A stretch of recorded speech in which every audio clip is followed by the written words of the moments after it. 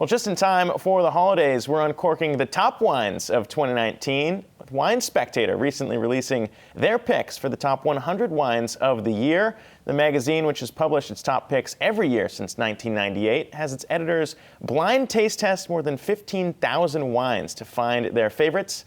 And joining us now is senior editor and tasting director at Wine Spectator, Alison Napjus. And Alison, thank you for bringing, I have to thank you off the top for bringing this in, but 15,000 wines to go down to just the 5 here. Well, actually, I mean, we go down to 100, but here we have our top 5 of that 100. So what goes into actually figuring out the top 5? Well, we're going to, for all of the 100 wines that are there, we're looking at 4 factors. First of all, quality. So that's the 100-point scale that we have at Wine Spectator. Mm-hmm. So we're tasting 15,000 a year, and about 5,000 of them a year scored 90 or above. So from that 90 points or above, we go down. The other factors we're looking at are price point and availability, because we want people to be able to afford them. We want them to be able to find them. And finally, the biggest factor is the X factor. So what makes the wine exciting? What's the story behind it? And what makes it different and interesting for us to bring to our readers. Got it. Looking at this top 5, looks like quite a few actually from California. Do you find that certain regions, certain appellation groups really win year after year?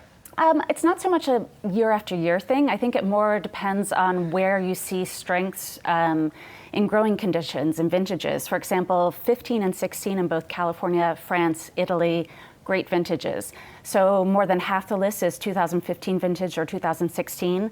And I think we had France led the way, then California, then Italy, with about 60 to 65 of the wines on the list. And you were nice enough to already uncork numero dos on this list here. You're going to have to walk us through it. You're dealing with a palate that is used to drinking 2-buck chuck. So what should we be looking for? What makes these wines so much better than the rest? Well, I mean, first of all, so this is the Mayacamas Cabernet, okay. 2015.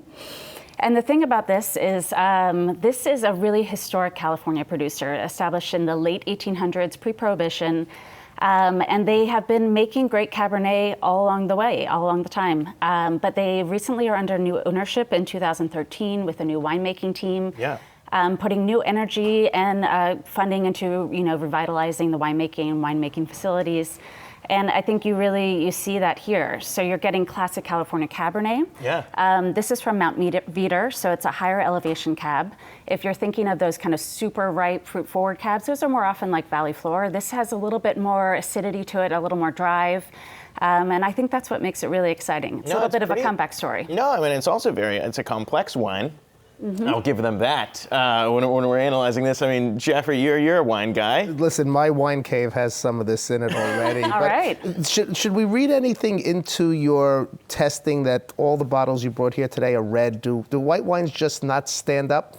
Well, this is actually a sparkling wine from California. Uh-huh. Okay, so there's one. And we do have some white wines elsewhere in the top 10, and of course in the overall list. I mean, I think it's not a matter of red or white necessarily, but sure, reds are more ageable, so maybe you certainly see more red wines are going to have higher scores, because part of what we're looking at is the overbalance, the potential in the wine.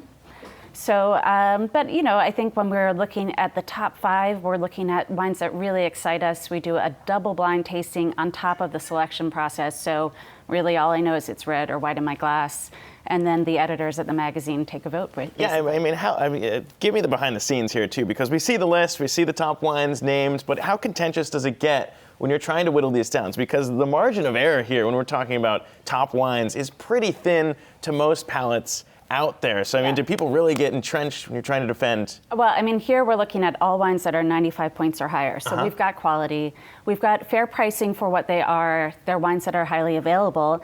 And so that's why we do this additional level beyond the numbers, basically, where one person in the room has selected wines based more or less on the numbers.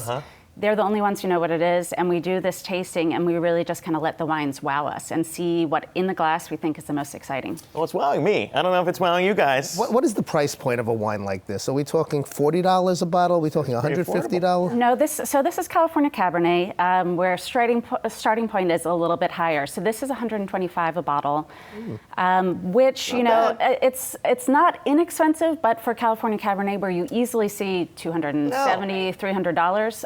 It's the perfect. I think it's the perfect price point for me to give a gift to add to your wine cave, Jeffrey. So we'll see if I can get it in there. Graciously accept. All right, Thank very you. good. Alison Napjus, thank you so much for bringing this down. Wine Spectator out with their full list now. Hey, investors, Zach Guzman here. Are you interested in learning more about the markets and getting the latest financial news? Well, then click right here to subscribe to our Yahoo Finance YouTube channel.